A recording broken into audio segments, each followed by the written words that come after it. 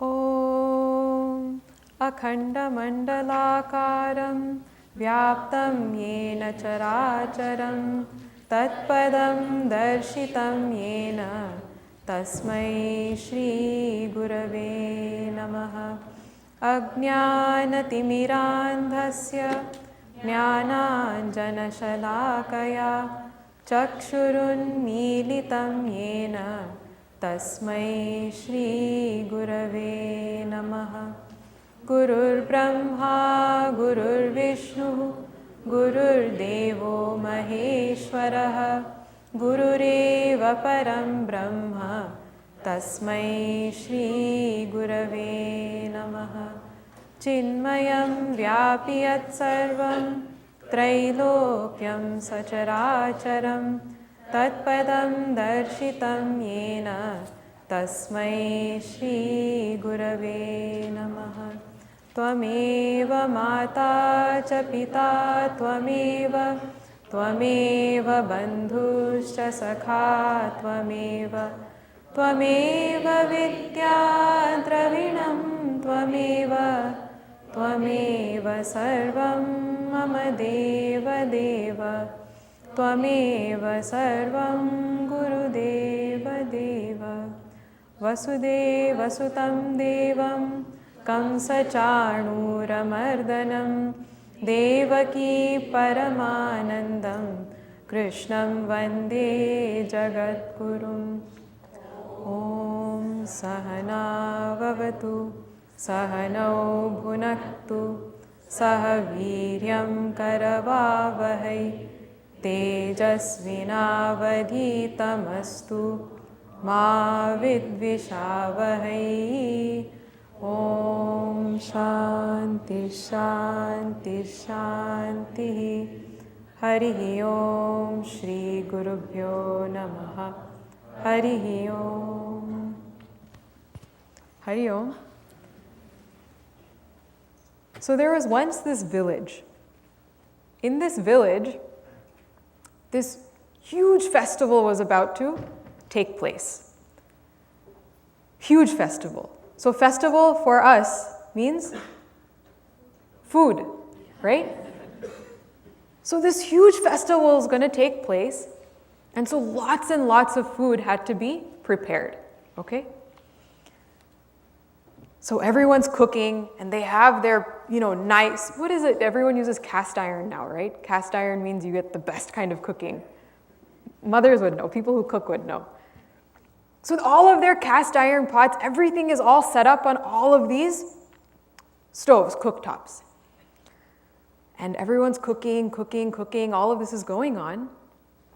And all of the people who are coming to attend the festival, they have also sat down, ready to eat.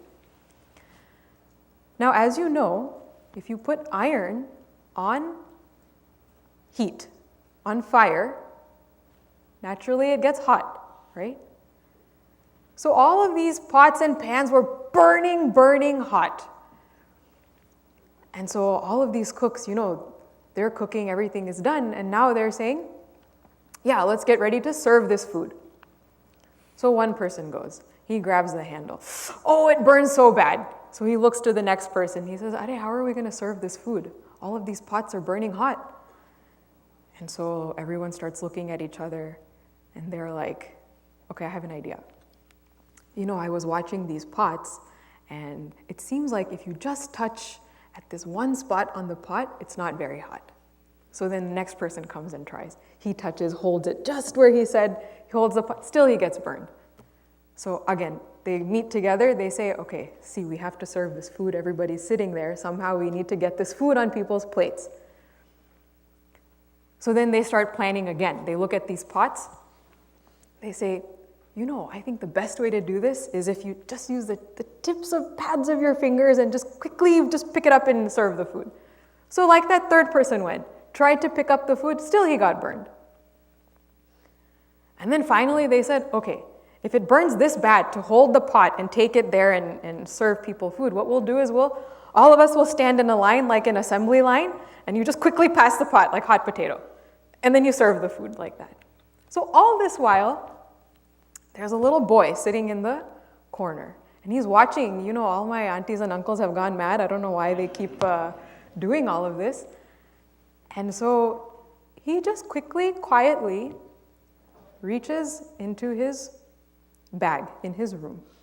And there he has like an old, rag, like a towel in his bag. He says, what I'm going to do, I'll just take this towel, I will wrap it around the handle of the pot, and nicely I will serve the food. Like that, he just goes, everyone is sitting at the round table now, and this is like a big discussion. They're all discussing, how are we going to serve this food? How are we going to touch these pots? So this boy comes, takes his rag, lifts the food, and serves. And like that, he serves the entire congregation of people who had come. Everyone looks at this boy completely mesmerized, shocked. How did you know that? How did you know to just use that rag and you won't get burned? See, when we think about our life, how we live in this world, our world of experience is nothing but a bunch of hot iron pots, right? No matter what we do, no matter how much we try to manipulate our experiences, we are always left with some or the other impression from all of those experiences, correct? And those expressions or impressions come in two forms, either sukham or dukkham, correct? And so like that, we keep on analyzing our life and we say, no matter what kind of combination I do to manipulate all of my experiences, somehow or the other, I will get burned at some point. And over time, a normal human being will say, I'm really tired of getting burned, right? And so it's at that moment, we stop trying to manipulate the outside. When I say manipulate, it's not like, mastermind manipulating. What I mean is we stop trying to adjust our external situation too much. Because we understand no matter how much I adjust, no matter how much I try to make my situation as conducive as I can, there is no such thing as the perfect, best, ideal situation which is going to make me eternally peaceful, shant. It comes with its start date and its expiry date. This is called being burned by the world. Even when we experience joy in the world, even when we experience happiness, many times what happens is you're happy, and then again this anxiety comes up that, oh my God, this is going to end now. This joy is going to end now, right? So even our happiness is laced with just a little bit of sorrow. Like that, when we recognize, just as this boy recognized, no matter what I do with these pots, there is nothing I can do to avoid getting burned. He started to understand that I cannot sit here and improve the pots, but what I can do is improve how I touch the pots, right? This was his thought. Like that, in this world, when I interact, when I come to the realization, the understanding that there is nothing I can do to manipulate any situation so that I don't get burned, so that I don't leave with an impression of sorrow. When I understand there is nothing I can do to improve that, at that moment, I understand that I have to do something within. My efforts go from being external to internal. This is what separates a common person, a common man, from a sadhaka.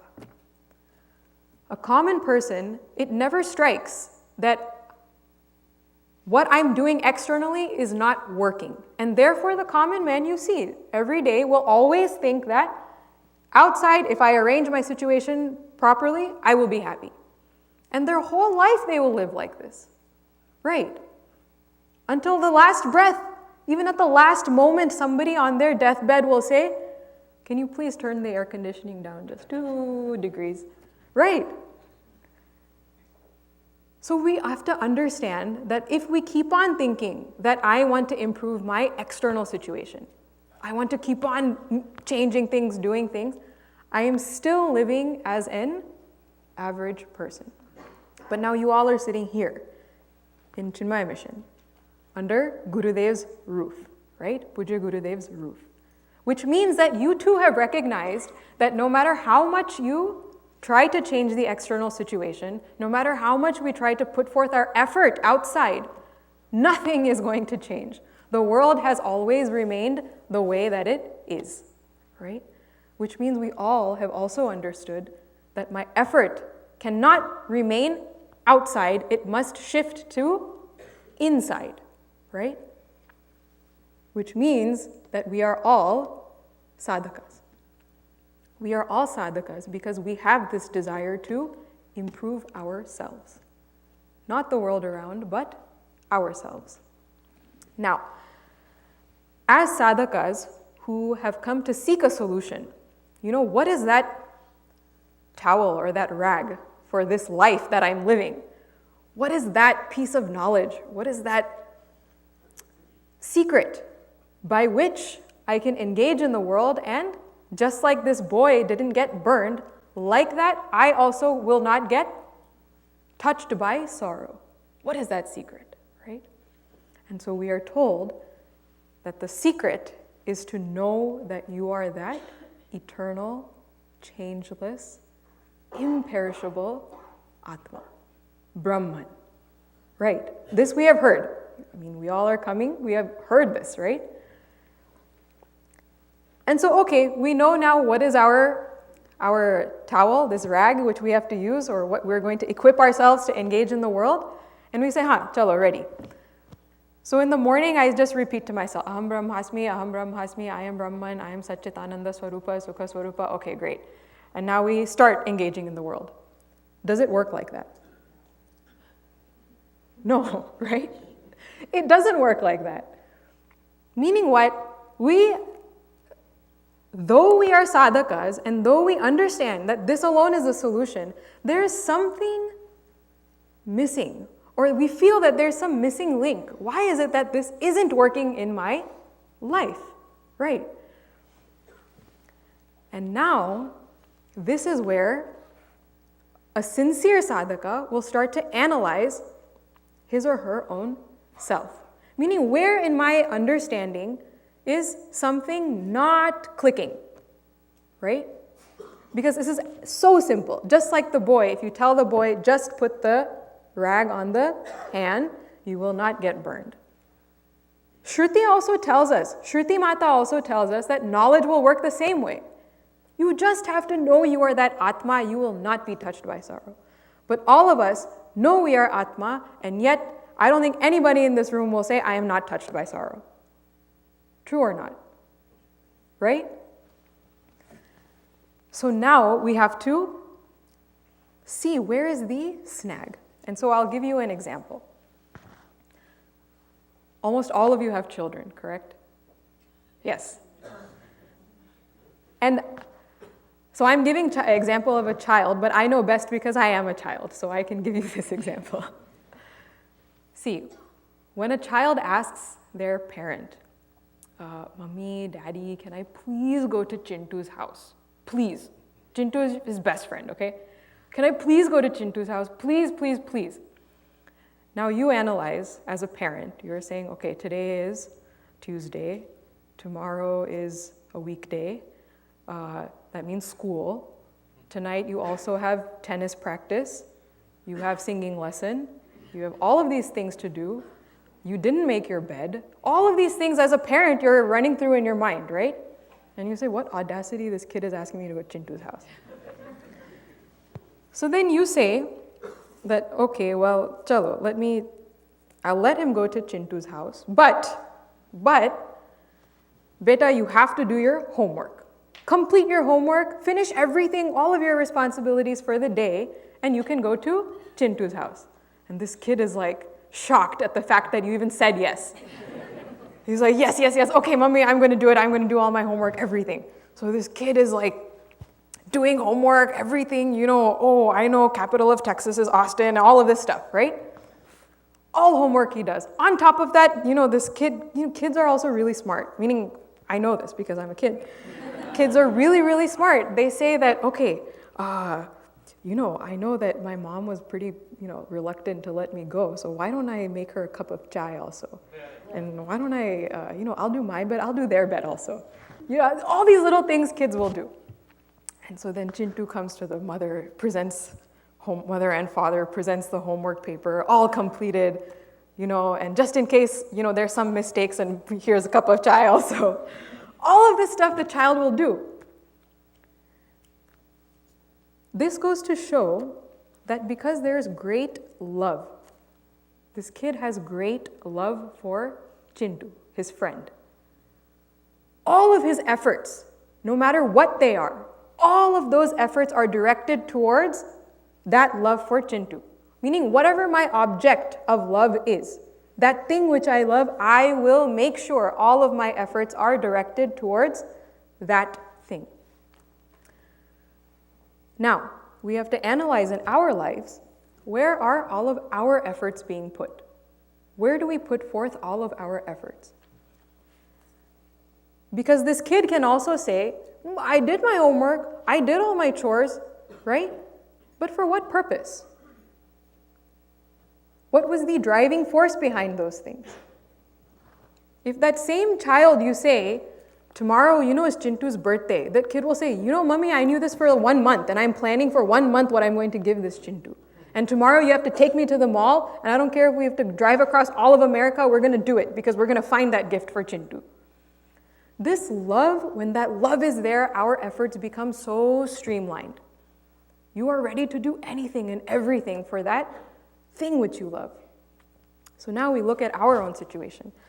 We are told that this knowledge that I am Brahman, I am that eternal truth, we know that is right. We know that in this knowledge alone, I will find that permanent Shanti. And I also feel that I am making an effort. I am making some effort to understand that, to abide in it, right? But when we look at, really speaking, where are all of our life's efforts really being put forth? We have to analyze what is it that we love the most. Correct? Correct? Now, let's analyze where do we actually put all of our efforts in life. If I say, there's this brand new FDA-approved drug on the market. It can increase your lifespan, this body's lifespan. It can increase by 150 years. Okay? Brand new drug on the market. So already all of our ears are like perked up. 150 years. On top of that, this drug is not like blood pressure medicine or like, blood sugar. You prick yourself every single day. No, this is a one-time, one pill and you're done. 150 years you have. On top of that, this drug is such that you can eat whatever you want also. You don't have to adjust your diet or anything like. You can eat whole life whatever you want. Whole rest of the 150 years you can eat whatever you want. Enjoy whatever you want. And the best part is that this drug has absolutely no side effects. No side effects. Now, you're like, yeah, sign me up, right? We'd feel foolish not to sign up for such a drug. And yet here's Shruti telling us that, Shastra telling us that, I'm telling you that you don't need any drug. I'll give you 150 years. Not only will I give you 150 years, I will make you immortal without any drug. This is what Shastra is saying, right? And what do we say? I know Shastra, Shruti Mata, okay, I get it. But, some scientist out there must have really, really done some research here. I mean, 150 years, come on, that's like It's like a long time of research to really find a drug that makes you live 150 years. So, science, it has to progress. This is how the world works. Science must progress. So, I think I owe it to, not me, but to society, for the betterment of society. I think I owe it to science to take this drug and just try it, right? So no, Shruti, you're still not happy. Okay, fine. If not that, then I will just find out from the FDA. Tell me, what is the price of this drug? I'm ready to pay it. I'm ready to pay it. Whatever price you tell me, I'm ready to pay it. Think about this drug. Think twice about this drug. It makes you live how many years? 150 years. No side effects. You can eat laddus, pizza, not pizza for you, but like pav bhaji, all of this stuff. You can eat, right, for your whole life. What I'm trying to say is that for the sake of this body, it may not appeal right away, this drug, but there are many things that we do. For the sake of this body, we always choose those things over what Shastra has to say. If this body needs something, how we'll wake up in the middle of the night and, go to CVS. Oh, my skin is dry. I have to make sure I have this cream and that cream and whatever, right? For the sake of this body, we are so ready, willing to go put ourselves through so much strain, whatever it takes to make sure this body is healthy, the way we want it. So that's first indication, is that my love is really, really rooted where? First and foremost in body. Second, because we know we are an entity made up of body, mind, and intellect. Now, mind. So many of us, all of us, we make so many efforts, put forth so much effort to make sure that I am in a situation all the time where my mind is happy, right? I don't care what happens outside. I better be in that situation. Everything must be conducive so that my mind is happy. If my situation is not conducive to where my mind is happy, what do? I'm out of there. You leave, right? We value so much to keep this mind happy because we love it so much. Love means identification. When you love something, it means you identify strongly with it. With the body, we identify so strongly with it, which is why we jump through hoops to make sure this body is happy. Mind, we identify so much with it. We love it so much. We also jump through hoops for what do we call, quote unquote, peace of mind, right? Now, intellect. Intellect also, we also jump through hoops for the intellect. I'll tell you how. What does the intellect feed on? What does the intellect like? Knowledge, right? Our intellectual personality means that capacity in us to understand knowledge, to grasp knowledge. So now there's so many people who are like, I am going to study at only this university and get only this specific degree, not one degree, but double major degree. This is what I'm going to do. And not double major degree, this double major combined in masters and get that degree. And I don't care if this college is across the world. If it is what I love to study, I'm going there. I'm willing to put myself through so much effort, so much physical strain, mental strain. I don't care, but I'm going to do it. Why? Because I love my intellect and I want to make sure it is happy. How do I make my intellect happy? Feeding it knowledge that I want, right? So like this, people are like, I get my this degree, that degree, PhD, and all this stuff, right? Now, when we analyze, when we think about it, it is obviously clear that in our lives, our very first love is body, mind, and intellect. These examples we smirk at, we laugh at, but we have to think in our own lives. What are the things that we do for this body, mind, and intellect? And we would be surprised. Our whole life revolves around catering to this BMI. Whole entire livelihood. Right. Now, if I'm going to put forth effort in that which I love, what this shows us is that I am putting forth effort in this BMI, but I am saying that I want to put forth effort, or that I am putting forth effort in knowing that Atma, that I am that eternal self. So what kind of effort is this? This is like Chintu's effort.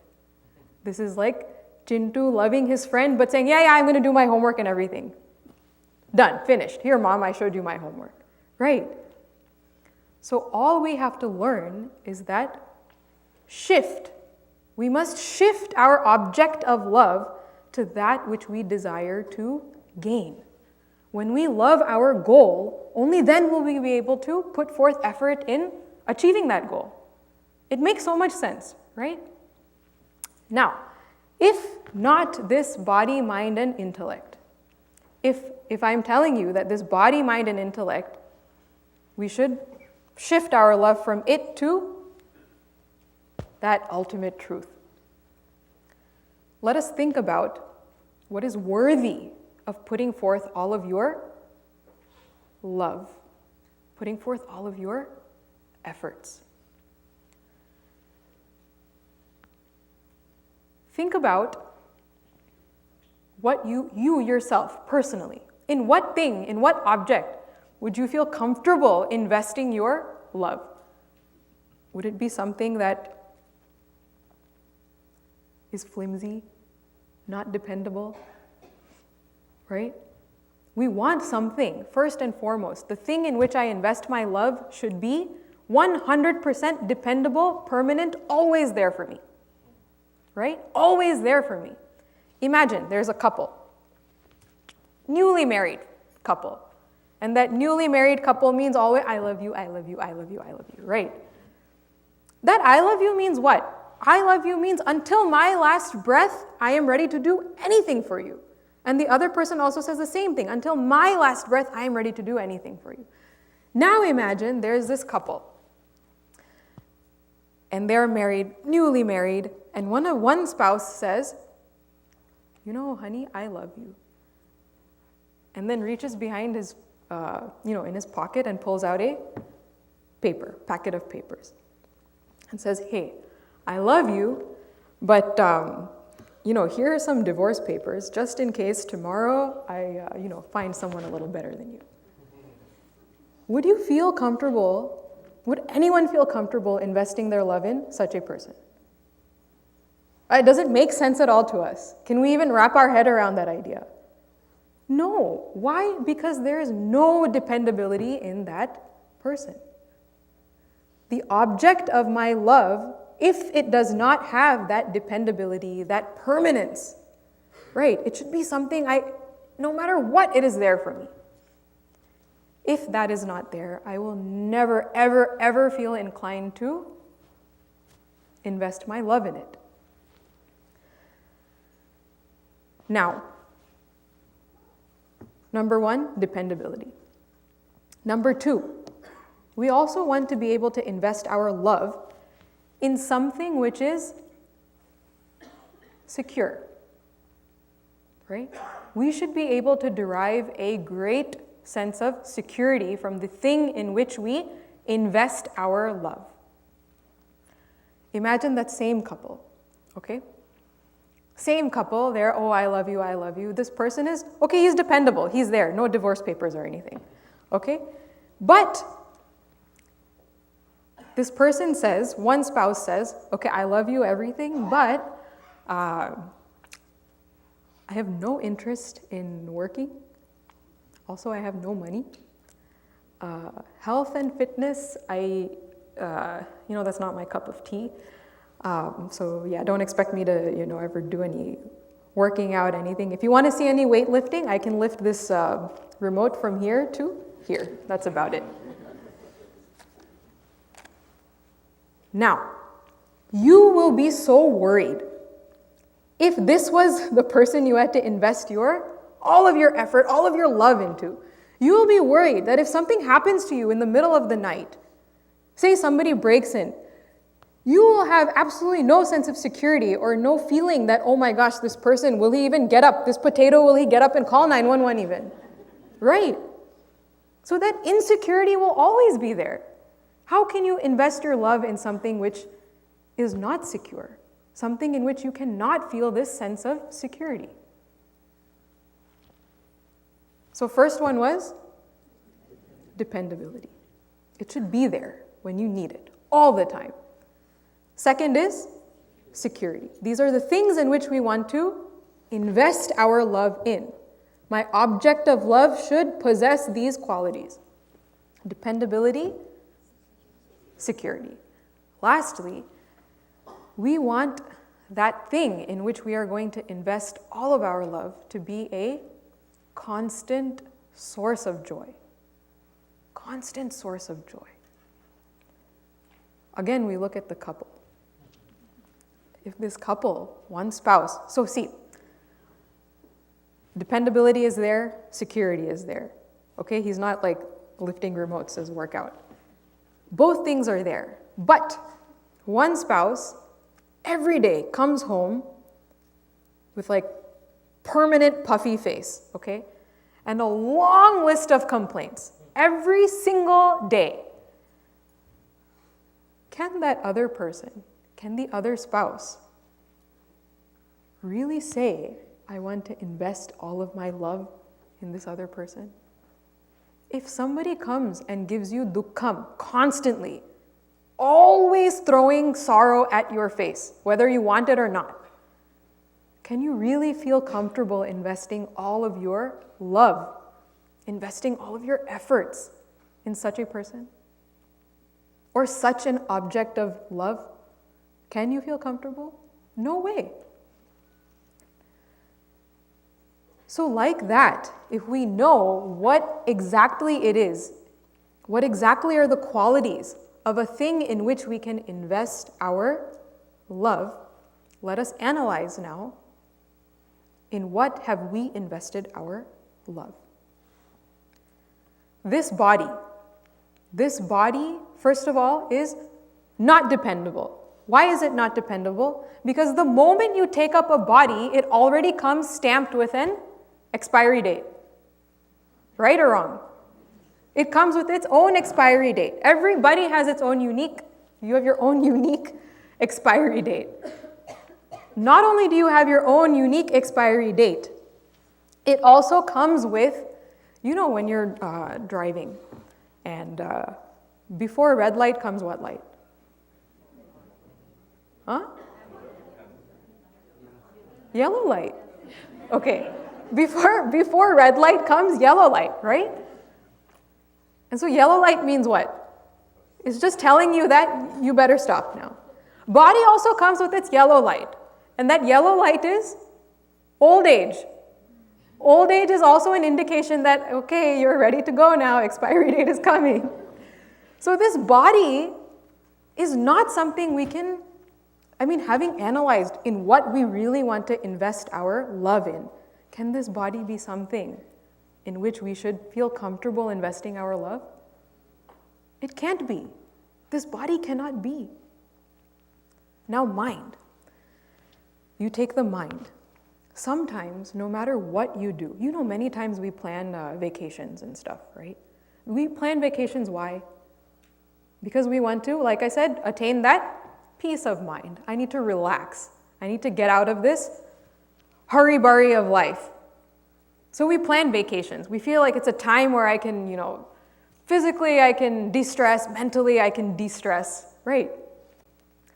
Many times what happens? We create more stress planning a vacation than actually de-stressing on the vacation. Right or wrong?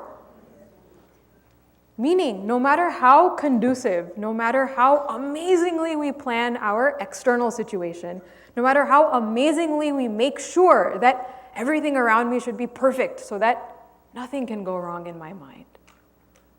No matter what we do, sometimes this mind can be such a stubborn child that even if everything is perfect outside, even if there's really speaking, on paper, no reason to be upset. This mind will find its way to be upset. And we've all experienced that.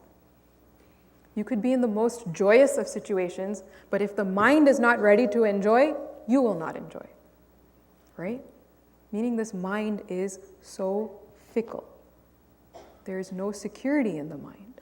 To depend on the mind, to love the mind, means to love something which is fickle and insecure. And we already established that I don't want to love that which is insecure. I want to love something which is secure. So now it doesn't make sense for anyone to invest all of their love in the mind. Now, intellect.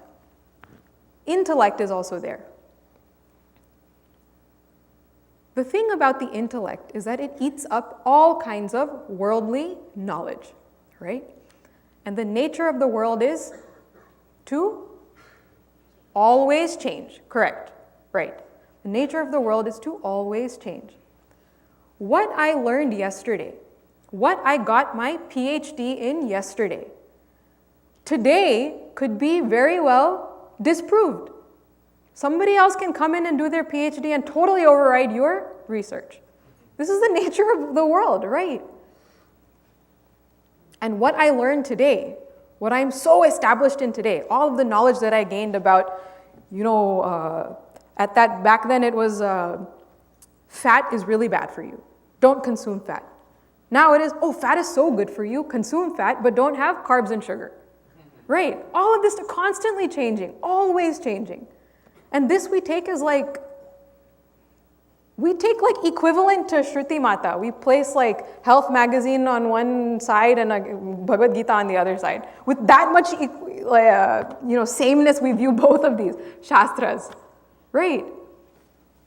So we have to understand that even this intellectual worldly knowledge, which we consume daily and we live by this is the end all be all. If I eat fat, I am going to be healthy. If I avoid sugars and carbs, I am going to be healthy. 20 years ago, that was a completely opposite thing, right? 20 years ago, you better avoid fat, right? Carbs and sugar, okay, whatever. So see, the nature of knowledge is also constantly changing, which means that the intellect can never find that stability in worldly knowledge either. And that PhD, which made somebody so happy one day, to see it being overridden, to see it being disproved the next day by somebody else, that can be a huge source of sorrow, right? To see that your whole life's work has been overridden by just one piece of knowledge or research. So when we analyze and we see, it doesn't make sense then to invest all of my time, effort, invest my love in this body, mind, and intellect. Now Chintu's dilemma becomes, or Chintu's effort becomes a little clearer, right? We work for the BMI and we haphazardly do things for the Brahman that we are trying to attain, right? So the key, the secret is that may I love the goal that I am striving for. May I love it to such a degree, to such an extent, with such intensity, that all of my efforts become streamlined for that and that alone. This is obviously the secret, right? Until and unless that love is strong in my goal, in what I strive for, until and unless that happens, I will never put forth the sincere 100% effort that I should be putting for it, right? And all of us can agree that we want atyantika dukkha nivritti, meaning we want a permanent solution. We want that permanent removal of all sorrows. I think everybody can agree. I don't think there's anybody that says, no, I want, this is 1% you keep behind. Nobody will say that, right? So now that we know that it is that goal that I must love, it is that goal in which I can invest my efforts, I must come to think harder about what is the nature then of that thing in which I am going to invest my love, of that goal which I am investing my love. That goal is none other than Brahman, we established. Brahman is of the nature of existence, consciousness, bliss, right? It is permanent. It is eternal. It is the only changeless thing, right? And it is of the very nature of happiness. It is everything we want, right? It's like when you go house shopping, home shopping, right? Every now and then when you're buying a house, you're looking around and stuff. In this day and age, you can never find exactly everything you want according to exactly what your tastes are, right? You will have to compromise somewhere here and there, right? But when it comes to Brahman, and when it comes to what we are looking for, what are we looking for? Dependability, security, constant source of joy. When it comes to these things, does not that Brahman described in Shastras, does it not check off in every single aspect? Right? So now we know that my goal is this Atma. My goal is this Brahman. The moment I love my goal, the moment I understand that I must have great love for that goal, the moment I'm ready to invest my love in that goal, at that moment, that goal gets the name God. And at that moment, I get the name Bhakta. It is love that makes me a Bhakta. It is love that makes that ultimate truth get the name God. So really, when I strengthen my love for God, I am getting closer and closer to my goal for ultimate, permanent happiness. Isn't that so cool? Okay. So now that I know that I am a Bhakta, I will tell you one more secret about love. One more thing that defines love. Love, I think, almost definitively, you can say, you have love when you are able to lose yourself completely in your object of love. That is one defining feature of love. You see people who are 100% dedicated to a craft, a hobby, whatever it may be, singing, art, whatever it is.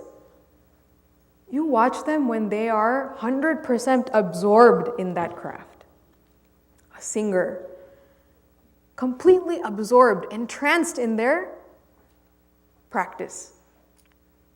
At that time, what happens is the person, the individual becomes secondary to the art itself. Meaning the object of love takes precedence and the one engaged in the love becomes secondary. At that time, when we watch such an artist, when we watch such a singer practice, it is literally like watching music itself express through that person. The very idea of music itself becomes as though clear to you. Even if you don't know music, you don't know anything. When you listen to such a person, naturally you enjoy, right? Because there's not an ounce, there's not even a iota of that individual in the art being presented. You are being presented that art 100% untainted. It is such a beautiful thing. If you've ever seen somebody completely engrossed in their hobby. Another example, which really will hit home, is because you all are parents. When a parent cares for their child, at that time, the baby is a newborn baby. No parent is going to say, oh, 10 o'clock, time to sleep. I gotta go to sleep now. Baby, you can cry, I don't care. Does any parent say that? No. At that time, the parent is ready to sacrifice. Sleep, which on any other day, in any other situation, you would never sacrifice. Sleep is one of those things, right? But because there's such great love and such great joy that is derived from the child, you are so ready. You don't even care. It's natural for you to lessen your sleep a little bit. Food also. So many mothers, when it comes to time to feed the child, they'll forget their own hunger, but they will feed the child, right? It is natural. There is nothing like nobody pulling that mother's like hair or something saying, Are, if you don't feed this child, I'm not going to feed you or something. This is not blackmail. It's nothing like that. It is a natural feeling. It is a natural outcome of that sincere, dedicated love for the child. Friends, parents, when they have newborn children, those friends which before you had child were like your whole life, right? Hanging out with friends, having get-togethers, all these sorts of things, which were like so important in life. The moment that baby comes, no parent is going to say, today is game night with my friends, so this baby can stay at home, I'm going to go play games. No parent says that. Willingly, the parent is so ready to sacrifice that time with their friends in order to pay attention, to give care, nurture that child. We all are capable of investing our love 100% because we already do it. Now that we know what our goal is, now that we know in what lies our ultimate happiness, doesn't it make sense then to invest all of our love in that goal as well? Love is something that is measured by sacrifice. Love is measured by sacrifice. Now again, observe all of the examples of love that we have talked about so far. You sacrifice your time with your friends, you sacrifice your sleep, you sacrifice eating, all sorts of things, right? Why? Because there's love for the child. When it comes to this body, mind, and intellect, I sacrifice as well there, right? Putting forth effort, all of this running around, all of this stuff is what? You are sacrificing so that you can make this body, mind, and intellect happy, right? Going on vacation, are you not sacrificing a lot of money that you didn't have to spend? See, if I say money, it hits home right away. But see, all of this requires so much sacrifice. And so we do it already. And so our love for something is measured 100% by how much we are willing to sacrifice, how much we are willing to give up. Now, one thing we should keep in mind is that sacrifice also has its unique beauty. When I give up something higher for something lower, that is not called sacrifice, that is called compromise. In our life, we have understood that my ultimate good, that which is my hitam, that in which my welfare lies, is this knowledge that I am that ultimate truth. That we know. But day after day, we give it up for the sake of this body, mind, and intellect. Can we call that sacrifice? No, it is called compromised living. We are living in compromised happiness. Am I right? If it's my birthright to be ever eternally happy, and yet I am living a life of Happiness today, sorrow tomorrow, a little bit more happiness next day, more sorrow the next day after that. That's called compromise living, is it not? When I give up something higher for something lower, it is called compromise. When I give up something lower for something higher, that is called sacrifice. And sacrifice, as we mentioned, is nothing but an expression, a measure of love. Right? When I can give up this identification with body, mind, and intellect, and I can give it up and own up that I am that ultimate truth, then alone I have made a sacrifice. Then alone have I expressed my love. I'll tell you one beautiful story. There was, you all know of Bhagwan Krishna and gopis, right? And so we know these gopis loved Bhagwan like anything. Bhagwan was their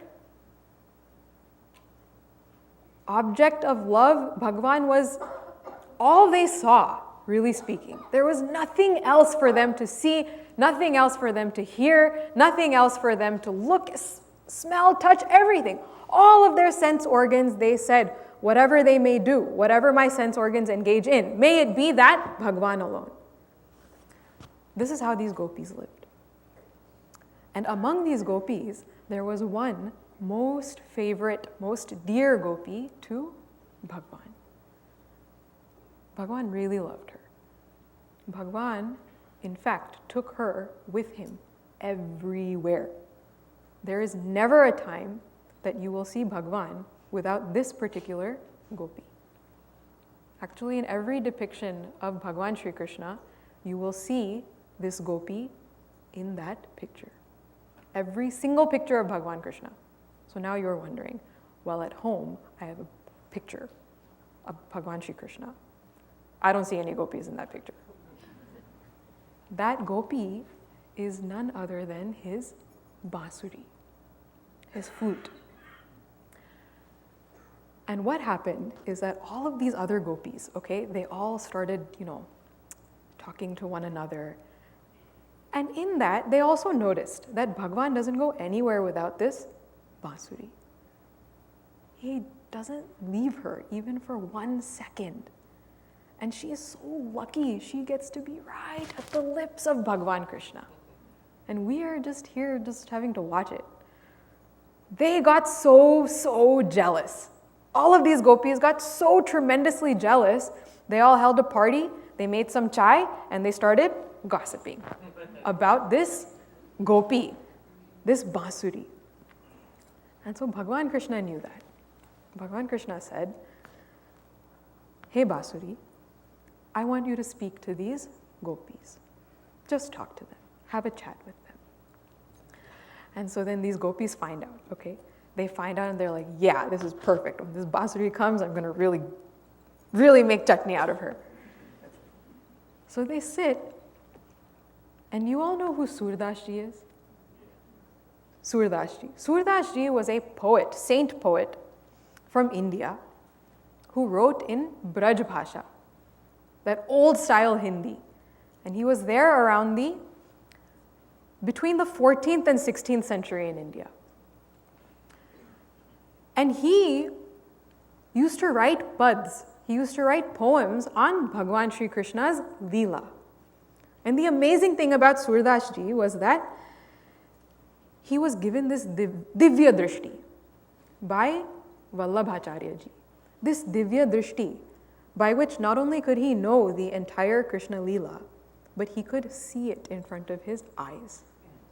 And all of you know that the ironic thing about Surdas ji is that he was blind. This Surdas ji wrote a pad, wrote a poem about what exactly this basuri said to the gopis that day. This basuri said, "In all 6 seasons of the year, when I was a tree, I just stood there. When it was pouring rain, I stood there. When it was freezing cold, I still stood there. When the sun was pounding its rays on me, I still stood there. No matter what the weather was, without complaining, without opening my mouth, I just stood there. When my one branch was cut off, severed off, I didn't cry, I didn't complain, I didn't say anything. And when it came time to strip the bark off of that branch and sand it into a cylindrical shape, at that time, I also didn't say anything. I withstood it. And when Bhagwan Krishna took me and bore holes in me, that time also, I didn't utter one word. This is Basuri telling the gopis. But when Bhagwan Krishna was done and finished sanding me and I became this Basuri, the music that comes through me is what has enchanted you and brought you closer to Bhagwan Krishna. Such is the nature of a bhakta who is surrendered to Bhagwan. The things that they go through in life, we from the outside feel that how treacherous, how difficult a life they are leading. When we look at Puja Gurudev and we see that he lived in the Himalayas with nothing. Puja Gurudev was 6 foot plus, was he not? And he lived in a kutia which was like 3 feet tall. He put himself through what we would call such ghora tapas, we will call. Intense tapas, right? From the outside it looks miserable. But for the one who is dedicated, who has surrendered his BMI for his goal, who has surrendered for something much higher, all of these things do not strike them as treacherous, painful. In fact, all of these things gave Puja Gurudev so much joy. He lived as a joyous sadhaka because he knew what I am giving up is still worth it for what I stand to gain. And really speaking, what I am giving up is nothing, is absolutely nothing in comparison to the gem that I stand to gain at the end. Right? If we can learn to think of our sadhana, to think of this giving up, this surrender in the same way, think of it as a joyous experience. And it'll be joyous when I have total, complete love for my goal, right? Just as the mother finds great joy in not sleeping, in not eating, just as that mother and father find great joy in that, in order to take care of the child. Like that, may I also find great joy in loving my Bhagwan. If Bhagwan needs me to give up some identification here and there, I'm ready to do it. If I can live with this attitude, then how beautiful my life will be. My life will be beautiful because I will become a patra through which that Bhagwan can express. I will become secondary, Bhagwan will become primary. This is why in the presence of great Mahatmas, like Puja Gurudev, like our saints of India. I have not met Puja Gurudev personally, but I have heard from so many people who have met him that when they were in his presence, they had no words to describe how exactly Puja Gurudev was. They just knew they were in the presence of greatness. Words literally failed them when they were trying to explain to me what it felt like to be in front of Puja Gurudev. Why? Because words will fail you when you find yourself in the presence of Bhagwan himself. When Bhagwan expresses through somebody. And when you see that divinity expressing through somebody so clearly, it is such a humbling feeling, right? We as onlookers feel so humbled. Imagine that person. Imagine that person who has become such a fit patra for Bhagwan to express. What kind of joy they must be feeling. When our sadhana becomes joyous, then only will we feel that motivation to keep going. If we treat our sadhana as something always difficult, oh, it is tapas, I have to sit for this long and do this much and that much, we won't progress. We are putting a hurdle in front of us on purpose when we do that, right? So now we know the key here is what? To love my goal. When I love my goal, I will be able to progress. Now, the natural question will be then, how can I love my goal? How do I develop love for God? Are there any steps? Are there any ways? What are the ways in which I can love my God? So there are. I'll give you 5 steps by which we can strengthen our love for God. First step is to develop sanidhya towards God. Develop sanidhya.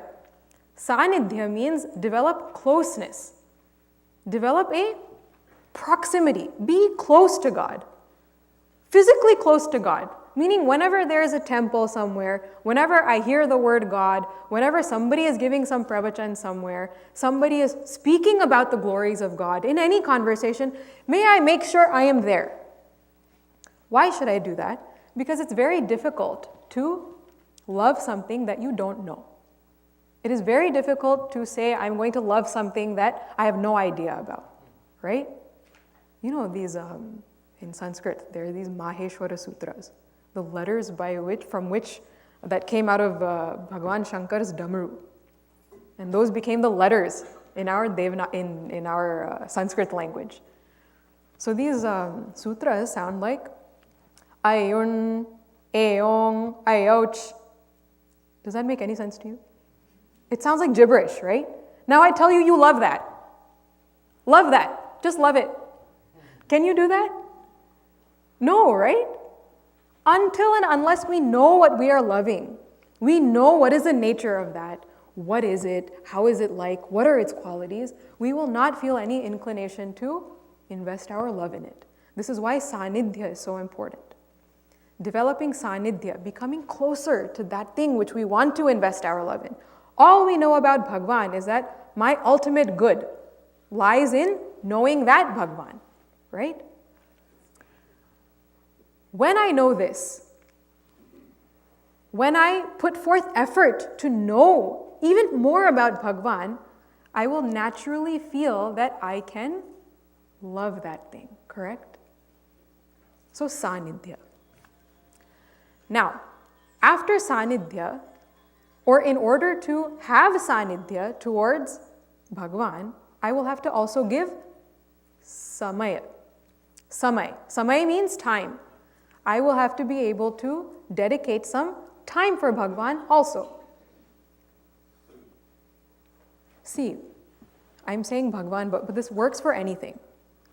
These steps will work for literally anything. If you say, tomorrow I want to, my goal now is to lose weight. I want to lose 10 pounds. And so if I say, okay, great, tomorrow start working out and you better love it. Love working out. Working out is your what you should do, and you should love working out. Can you wake up the next day and say, yeah, I love working out? No. You'll have to find out, okay, what entails working out? What is there that I have to do to work out? And what are the benefits of it? Why should I work out in this particular way? All of that stuff, right?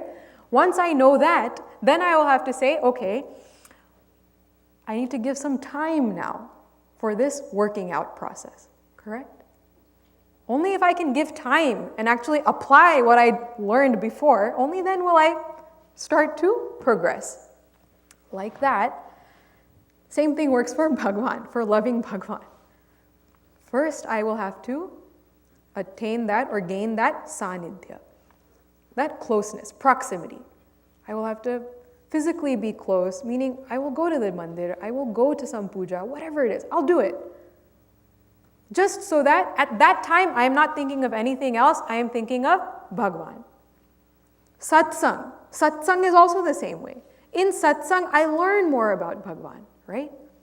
So when I'm learning about Bhagwan, I am already part and parcel of that is being close to him, right? In order to do this, I will have to allocate some time. I cannot do my 5 billion things in the day and say that I have time for Bhagwan. Where do you have time for Bhagwan?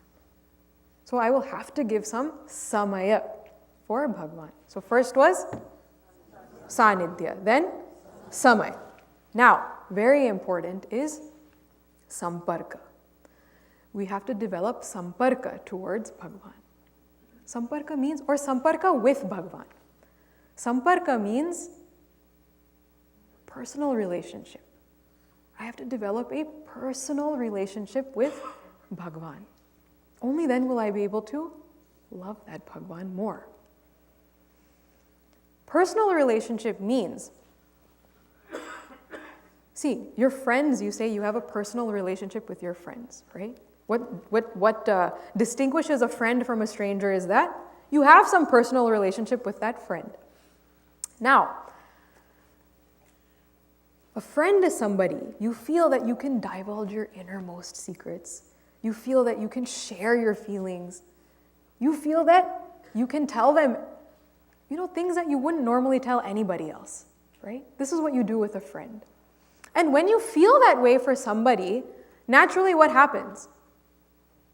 You do feel a sense of love. You start to care for that person, right? Imagine if we can make Bhagwan that same kind of friend for us. And the beautiful thing about our tradition is that there are so many different bhavas by which we can develop this love for Bhagwan. There's Sakhya Bhava, Vatsalya Bhava, Kanta Bhava. All of these bhavas are there, right? We can be a friend to Bhagwan. If I find great joy, I find that my love is deepened when I think about my child, when I think about time with my kid, spending quality time with my children. If this is what gives you great joy, then learn to see Bhagwan in that same way. See Bhagwan as your child.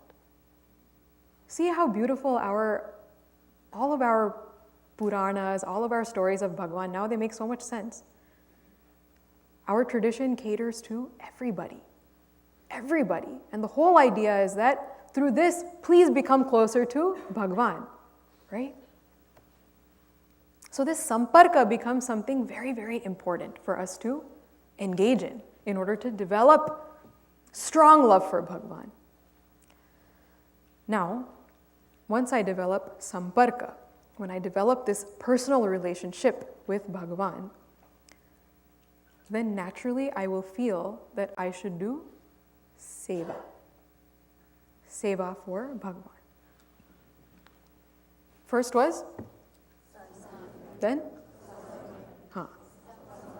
And now, seva. I should do seva for Bhagwan. What do I mean by seva for Bhagwan? Many times we think seva for Bhagwan means for 3 hours every day, I will do some long, elaborate puja. Huge, humongous puja. Everybody better stay out of this room from 4 in the morning until however long, I don't know how long this puja is going to go, but don't disturb me, I'm doing seva for my Bhagwan. Right? Or we say, I'm going to sing my bhajan kirtan for, 6 hours a day, nobody disturb me, and don't get disturbed by me either. Right? Many times these ideas are there. This is called doing seva for Bhagwan. Now, if we really want to serve the one which we love, the one whom we love so much, will we not make an effort to find out what is it exactly that they like? Right? When you love somebody, don't you want to do all of the things that they like? Right? You want to do things which please them. Pujas, bhajan, all of this stuff pleases Bhagwan. But Bhagwan's main thing is that I want you to do this for me as a way to get closer to me and as a way for you to understand that I have given you other gifts in life also. And tending to those other gifts in life is also my seva. What are these other gifts? First gift is this BMI. This body, mind, and intellect is my first gift from Bhagwan. On top of this gift is the ones that I am close to. My family, friends, children. Right. If avoiding all of these things, I start saying I'm going to do this much puja and that much kirtan and all of this stuff, Bhagwan will not be happy. Because he will say, Arey, what I have given you, you are not taking care of. And now you are saying, ignoring all of that and doing all of this puja, whatnot. What have you understood about me, about who I am? Bhagwan says, I am that expressing through this entire creation. If the things in this creation which you have a relationship with, you are not able to do seva for, but you are willingly ready to close your door and do, long pujas and all, this is not what I want from you, says Bhagwan. Bhagwan says, take care of the gifts that I have given you. And having seen my divinity in those things, then you do worship for me. Simultaneously, you can do it also. Do your puja, but understand that, hey Bhagwan, I am doing your puja so that I may remember when I interact with you in this world, when I interact with you as this world, may I remember that you are my object of love. This is why we should do puja. The main phalam, the main result of all pujas is this bhava, is love. This is why we do all these things. So understand, seva for Bhagwan is to tend to this BMI and tend to the world around me as a gift from Bhagwan. To take care of it in that way. To take care of Bhagwan. See, when somebody who trusts you says, will you look after my house? Won't you make sure that everything is perfectly kept? Everything is nicely kept. Everything is just the way it is. When they come back, they should feel that everything was very nicely taken care of. You'll do that when you love the person who entrusted you with the house, correct? Like that, if we can treat our own BMI and our own relationships in the same way, we treat them as a gift from Bhagwan, and we interact in the same way. We try to see that divinity in everybody. And because that divinity is there, I treat everybody with love and respect. This is called doing seva for Bhagwan. And now finally, that seva should result in samarpan. That seva should result in samarpan. Samarpan means complete and total surrender. Complete and total surrender. Remember, I said that when we love something, it is measured by how much we are willing to give, right? How much we are willing to sacrifice. What are we willing to give for that object of love? Samarpan means that, hey Bhagwan, I am willing to give you everything I have. Everything that I have, everything that I own up. All of that I am ready to offer to you so that you may shower your grace on me. So that I too may become a divine patra, like your basuri. So that I may become a divine patra, like our sages, our rishis, our santas. May I also experience you in the same way, Bhagwan. When I tell Bhagwan, I am ready to give up everything. Give up everything doesn't mean that you run off somewhere, lock yourself in a room, and say, okay, Bhagwan, I'm ready, take me. That is not giving up everything. Giving up everything means that love for the BMI, I am ready to give up. I am ready to give up this love for the BMI so that I can love you more. This is what I'm giving up. You don't have to give up anything in your daily activities and all of that.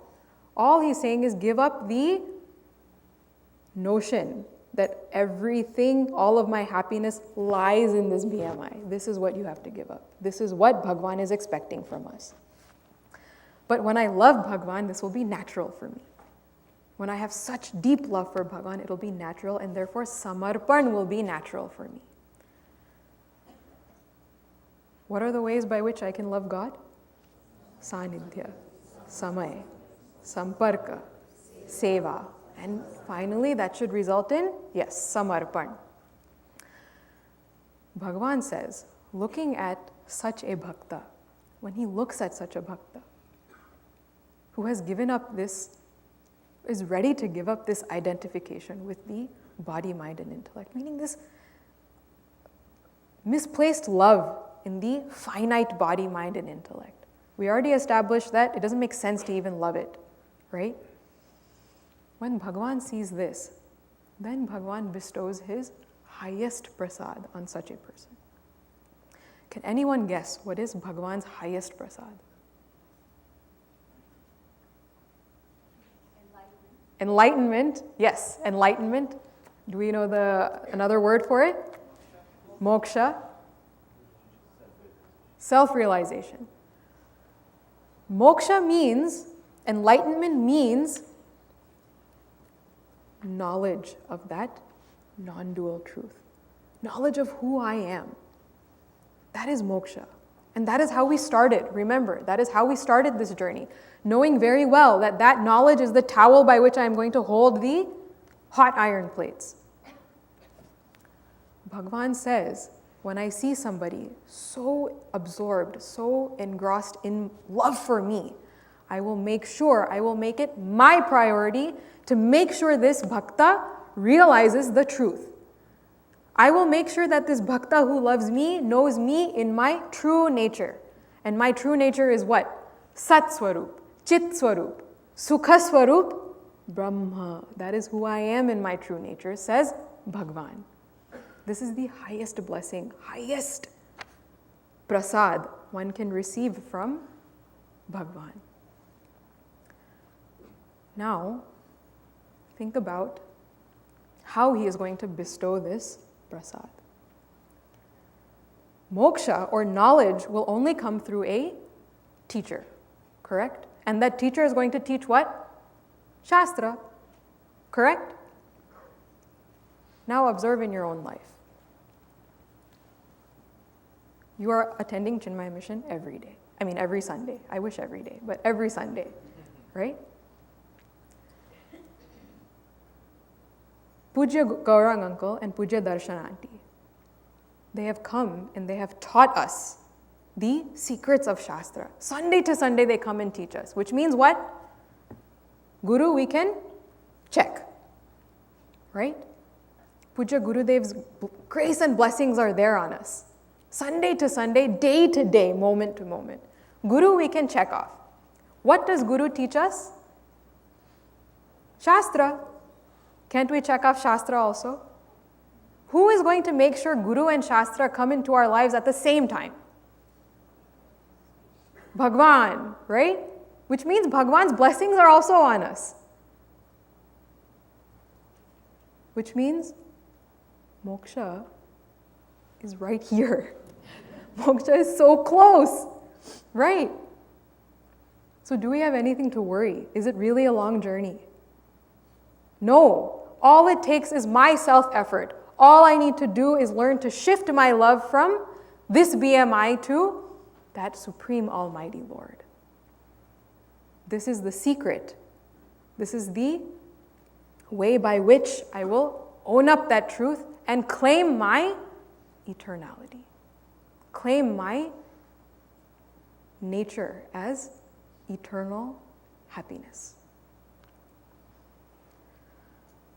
Om Sarve Bhavantu Sukhinah Sarve Santu Niramayaha Sarve Bhadrani Pashyantu Ma Kaschid Dukkha Bhag Bhavet Harihi Om Shri Gurubhyo Namaha Harihi Om.